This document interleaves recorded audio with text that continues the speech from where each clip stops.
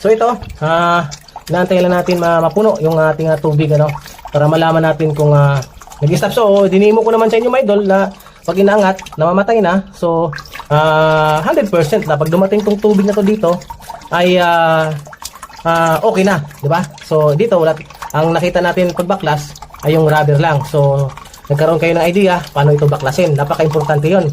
So, nagkaroon kayo ng idea kung paano palitan. So, di ba? Napaka magandang tutorial yun para sa inyo, mga idol. Kasi kung isang tingin nyo lang nag-overflow, siyempre isipin nyo na sira na. Oo, sira talaga. Pero hindi nyo alam paano gawin, no? So, kaya bibili kayo ng bago. Di ba? Magkano din to? Nasa 700 na to, mga idol, ha? 700 o kulang-kulang 1,000 na. So, doon wala ka nang ginastos. Makahanap ka lang ng luma ganito, maka-replace ka na ng mga rubber, no? Rubber lang kunin mo. So, kaya mo nang gawin kung paano baklasin dahil sa video na to.